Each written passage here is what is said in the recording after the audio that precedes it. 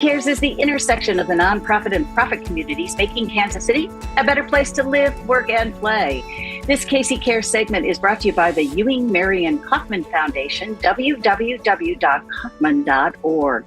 I'm Ruth Baum-Biggis. There are so many things that confront us today that a little extra support can go a long way. Some of us battle cancer, young people who just want to go to college but need that extra bit of help to make it happen.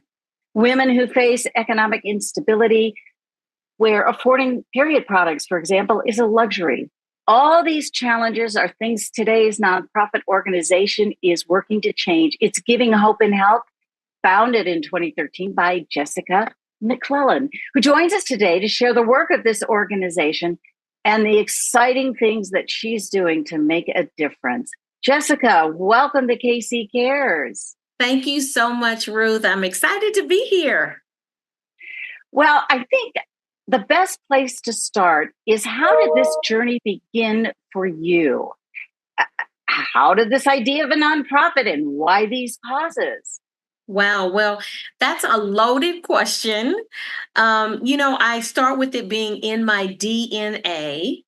I am the great granddaughter of Harrison McCallum, who was a slave, who also joined the Civil War at the age of 15 and bought his slavery and fled from Tennessee to Shawnee, Kansas, which is in Johnson County.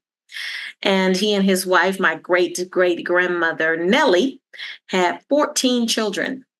Oh, my. Yes. And their 14th child is my great-grandfather, who I actually grew up with, Robert L. McCallum, Sr. And Robert, Harrison and Nellie, my great-great-grandparents, wanted their children to be educated. And obviously, back then, Blacks did not have an opportunity to receive an education.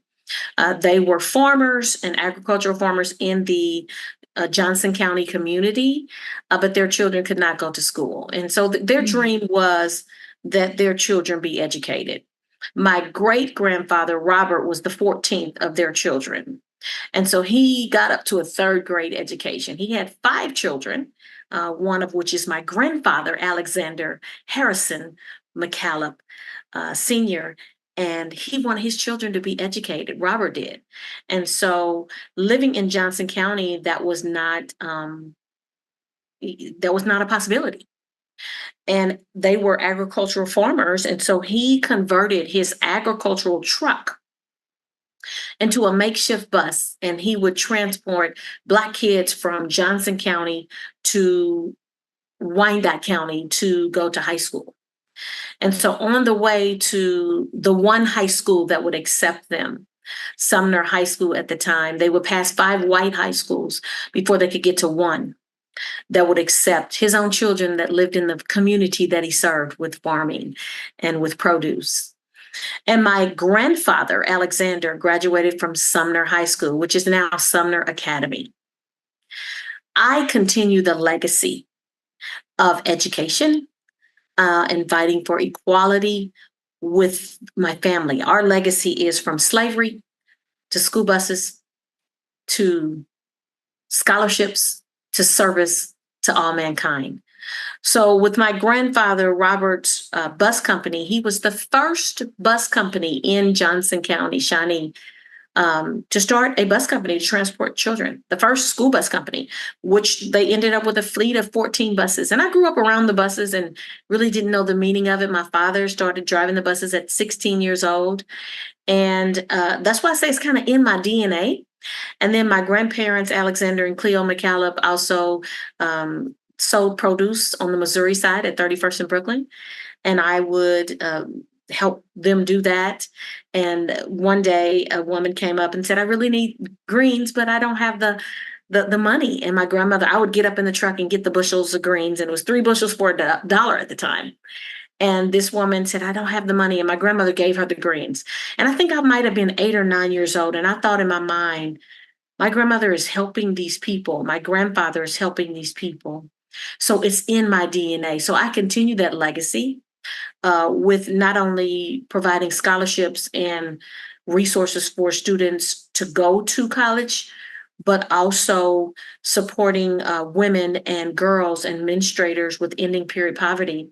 I have something that I say, and it says, for everything you have suffered and survived, there is purpose. And so my family was marginalized and racially received so much racial injustice. And there's purpose for that. And so the purpose for that was for me to move forward and carry on the mission and make a difference in this world. And so with the period poverty, how that came about, our very first arm of outreach to support women and girls and menstruators that have lack of period products, as well as Mm. those in domestic violence shelter. And so I am a survivor of domestic violence and sexual assault, and I had a Mm. heavy cycle as a teen. And I always had period products in my backpack, in my purse, in my locker at school. And I was that girl at school that they said, "Do you have a pad? Do you have a pad?" And I have a pad.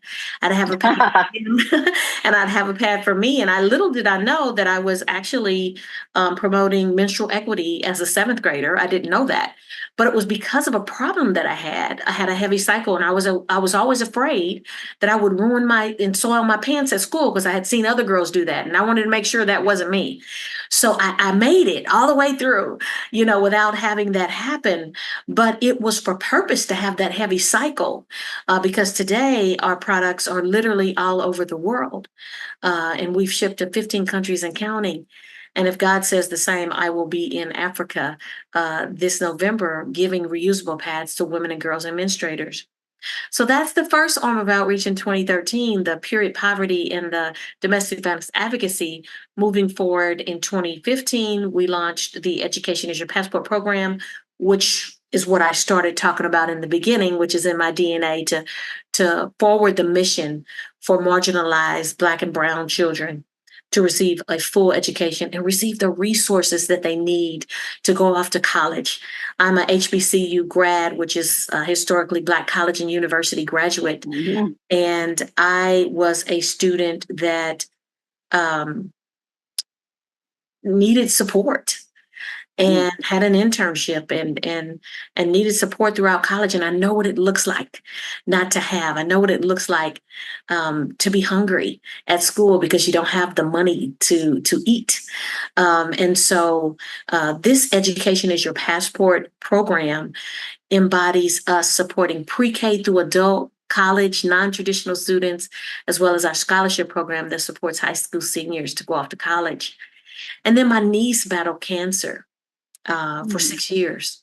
And so that's how the Love Bags for Cancer arm of outreach became birthed through her pain. Again, for everything you have suffered and survived, there is purpose. It may not be you actually doing the suffering, but you may be suffering seeing someone else suffer. And it was painful to see my young niece battle cancer for 6 years. And so the Love Bags for Cancer arm of outreach was born in 2015, along with the scholarship program, and along with us launching in the state of Texas to support domestic violence shelters there. So at this point, we launched in 2013, moving to 2015, we have now three arms of outreach. Last year, 2023, we launched our fourth arm of outreach, which is a way of escape from domestic violence. So not only do we provide period products for the domestic violence shelters in Kansas and Missouri and Texas, but we also provide resources for women to flee abuse, funding, supporting, and taking partnership with the domestic violence shelters and making certain that these women can live a life with their children free of abuse. So all four arms of outreach, which are period poverty, domestic violence advocacy, cancer support, and education. All four arms of outreach center around the social drivers of health. We believe that no menstruator without period products must become a reality. We believe that women and people should have a life free of abuse. We believe that cancer patients should be supported and inspired and uplifted by people that don't even know them. And we believe that education is truly your passport. And so we take all of these forms of outreach and put it together, and we make a difference, literally, locally, and across the globe. Wow. That was a How? mouthful. No, it's wonderful. We love to share people's journey, and I love that you reached back to ancestry and how it has given you passion and then purpose and then what you have experienced. Okay, we know though, pulling that all together under a nonprofit is no easy task. So, how did you do that? Um, what what helped you just do that and form a nonprofit and pull this all under an umbrella? You know, I have 29 years of sales experience and management experience, and 10 years in pharmaceutical sales experience, and DME experience. And I have a lot of experience in the corporate America. And when I was 23, I graduated college, went on to get my master's, and of course, was in corporate America. And at the age of 23, I knew that it wasn't my calling to spend the rest of my life in corporate America. But I worked it as long as until I was released. And so in 2017, I was in Washington State, working as an EMR trainer uh, for the Department of Defense. And I just made a decision. I had already started giving hope and help. I was 3 years in, and I was working 10, 12-hour shifts and working giving hope and help after that, putting on big programs and doing all the things. And I heard God say what my calling is. And my calling is to give hope and to give help to others. And I had to be all in. And so in 2017, I told my husband, I need to mainly focus just on the nonprofit. And he says, well, what's happening? I was like, well, losing a whole income. And he said, that's a stopper right there, right? Yeah. And he said, God will make a way. And October 6, 2017, I left Whidbey Island in Washington State and never returned. And have not missed a beat. And I am grateful. When I started this nonprofit, wow, how much time do we have? Because that story is profound. I knew it was giving hope and help, and I toiled. Is it giving help and hope, or is it giving hope and help? I knew the name, but I didn't know exactly what it was. I knew it had something to do with women, right? And so I said, well, it's giving hope and help because you have to hope, think before you can do action. So I said, it's giving hope and help. I knew the name of it. And because of my situation with the heavy cycle, I was a couponer for period products, just for period products. And so I had a lot of period products. And so I said, I can give a lot of these period products to friends and family for Christmas in September. This is September 2013. Christmas in September, Christmas in October 2013. So I got, I would get big jumbo packages of the name brand for $2 and $3 because I did the price match, and then I also did the coupon. Back then, Walmart did the price match. So I do my price match, take other store ads to Walmart, and get the coupon on top of that. I get 60 pads for $2, $1.50. I mean, it was crazy. I was getting great deals on these. And so I had so many, and my daughter and I couldn't use them all in 5 years.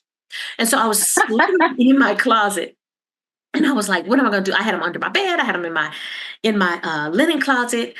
And I said, I have got to do something. And so I've been a speaker before I was a nonprofit founder. So I've spoke to women, and I've never shared my story at that time of abuse. And I also had a very close girlfriend that did not make it out of abuse. And so I'm physically in my closet, and God said, what about the women in domestic violence shelter? Now, I had spoken to women in domestic violence shelter before, but not about this, not about my personal story, just empowerment and things like that. And I said, oh my God, that's so good. So I got in my car and I was going somewhere. It just kind of went over my head. I'll check out the domestic violence shelters. But it was so heavy on me. I literally had to pull on the side of the road and decide, okay, I gotta call a domestic violence shelter. This is October of 2013. I had already got the name of Giving Hope and Help. Still didn't know what the nonprofit was going to be. Knew it was about women, but not know exactly. But God said, you've got all these period products. What about the women in domestic violence shelter? Do they need period products? So I got on the side of the road. I got on my phone and I called a domestic violence shelter. I got a voicemail, left a message, called another one. I got a voice. And I told her, my birthday is coming up next month. I'm going to do this. First, I said, do you need period products? And she said, oh my God, yes, we need period products. This is 2013. Period poverty is not a word. We're not talking about it Right. anymore, you know.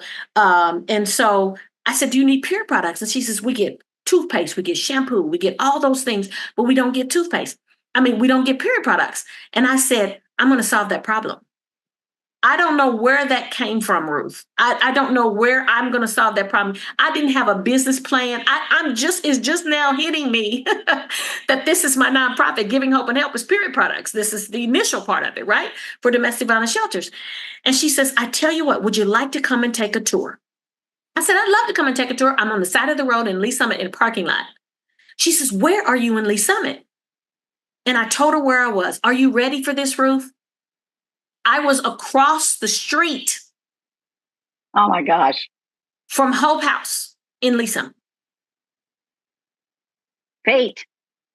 She says, oh my God, you're right across the street. I'm like, no, this is crazy, right? This is why it was so heavy on me. Pull over, pull over, pull over. So I say all the time, will you pull over?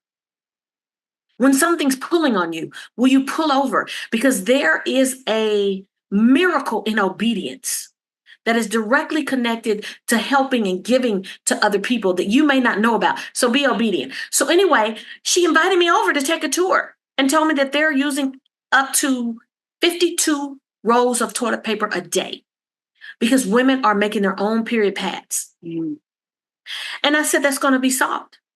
And so that was October. I launched November 30th, 2013 at the small meeting room at the Plaza Library, collected over 5,000 period products and gave them all to Hope House. It continued year after year. Year 2015, we launched in Texas and started doing there for 5 years. And from 2013 to today, we've donated over 1 million period products to women administrators and girls across the globe. Will you pull over?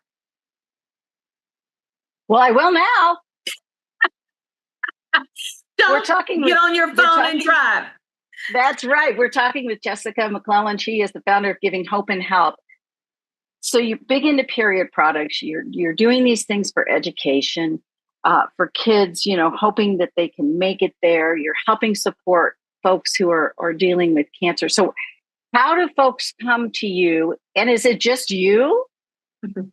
We have a staff of 2. Listen, we have awarded 126 college scholarships since 2015, which equates to $418,000 worth of in-kind and cash scholarships, including 6 full rides to MCC Penn Valley here in Kansas City. And our 2019 scholarship recipient, Adriana Suarez, is now our full-time employee. And guess what high school she graduated from? The very high school that my great-grandfather took Black kids from Johnson County to Wyandotte County to go to high school.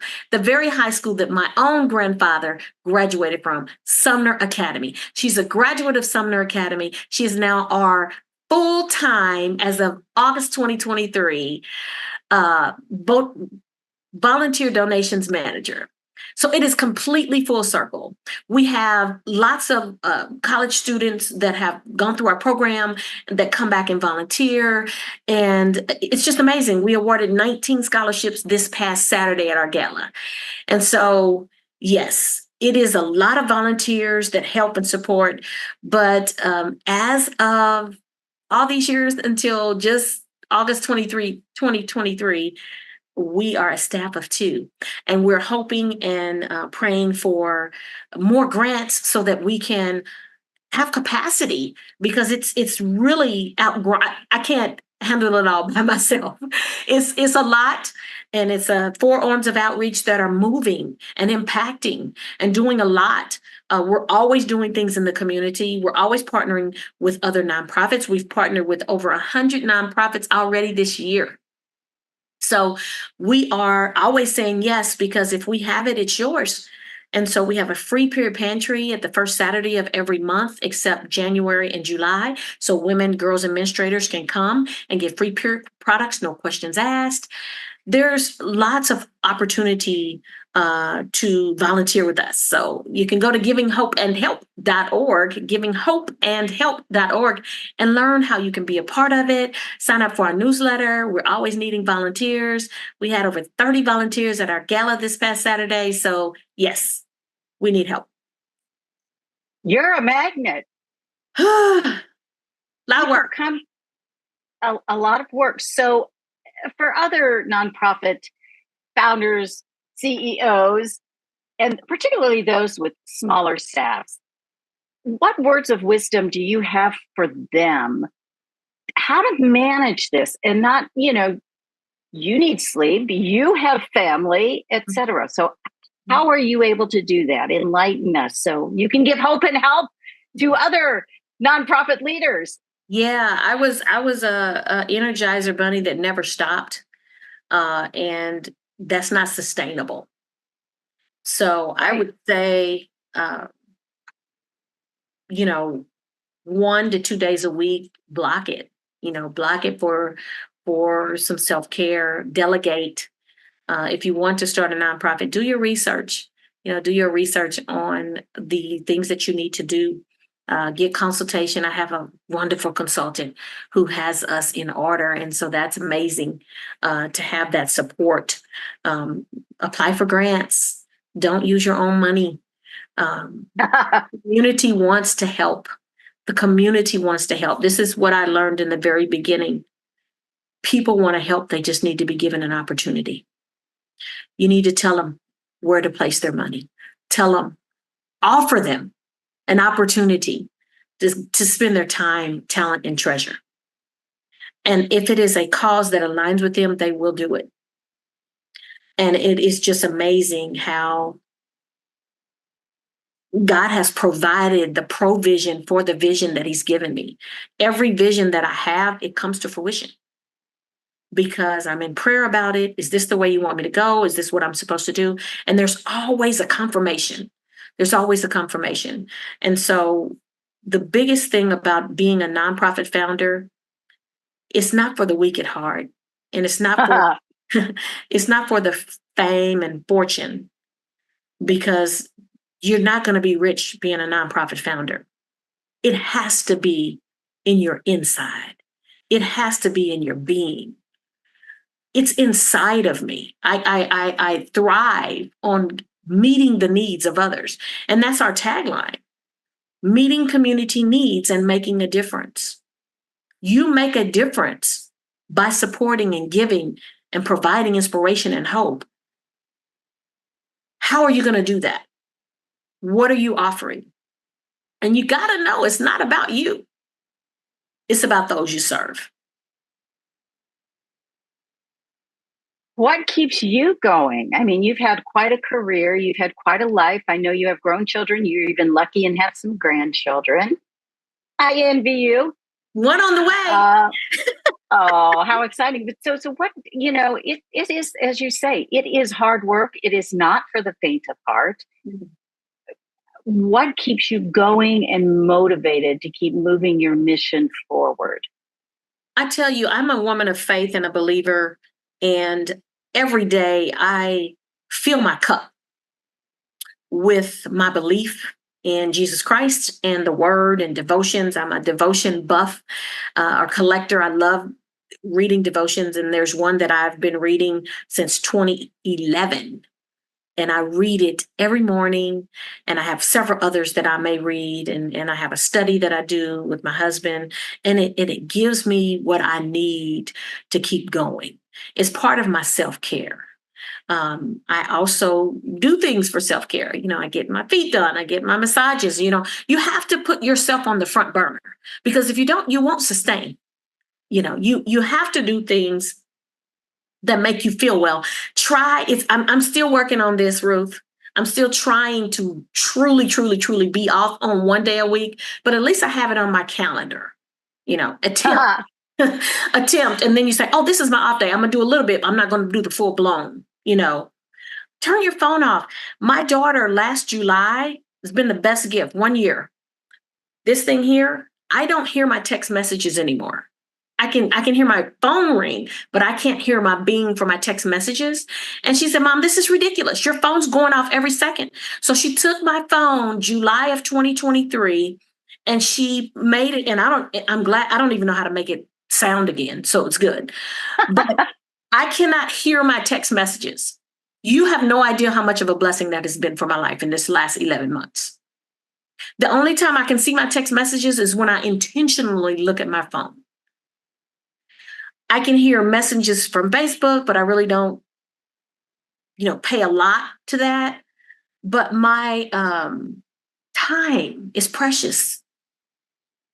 And it's like, what do you want to spend your time doing? I keep a calendar. I keep a hard copy calendar. These are some of the things that I do. What I need to do, I keep a running list of what I need, and I prioritize. I make a priority. This is what I need to do first thing in the morning. If I get this in, that's great, but it can be pushed to the next day. So I love check marks and I love arrows. Move it forward, check it. A dot is in process. And so I have a system. That system I've been using since 11th grade in high school. And I learned that from Franklin Covey: check marks, dots, and moving forward. And so those are some of the things that I would say to anyone that wants to start a nonprofit. Know your why. Why do you want to do this? Who are you serving? Who are you benefiting? Well, you certainly have helped hundreds of people through the various projects that you're doing. We just have a moment left. Where do you see yourself in 10 years with this nonprofit? So in 10 years, I hope that I have passed the torch on to someone who is carrying the mission forward. I will always be the founder, but I'm hoping that I can groom a successor so that I can enjoy my latter years. Yeah. Do you have anybody in mind? Not yet, but I'm sure they will be revealed. Yeah. That's because you're still doing the work. I'm in the trenches. I'm in the trenches, and I'm grateful for the opportunity to be here to share it today with you. Well, again, it's Giving Hope and Help. Commercial, go ahead and tell us again the website, because I know you need volunteers, you need donations, yes. Anything. Yes. Go to givinghopeandhelp.org. We just ended our gala. If you still would like to support us, you can go to givinghopeandhelp.org. We're looking for $10+ a month donors, or any type of donation. We're also looking for people that can provide resources to us, to connect us with people that can help our organization grow and gain capacity. So it's time, talent, and treasure. Check us out at givinghopeandhelp.org. We're also on Facebook, Giving Hope and Help, LinkedIn, Giving Hope and Help, Twitter, Give Hope Help, Instagram, Give Hope Help. We're all over the place. So yeah. You are all over the place. And with your energy, I have no doubt that it will continue and it will grow. And you have energized me, and I hope our audience as well to, get out there, do it, give your time, talent, and treasure wherever you can. Yes. Thank you so much, Ruth.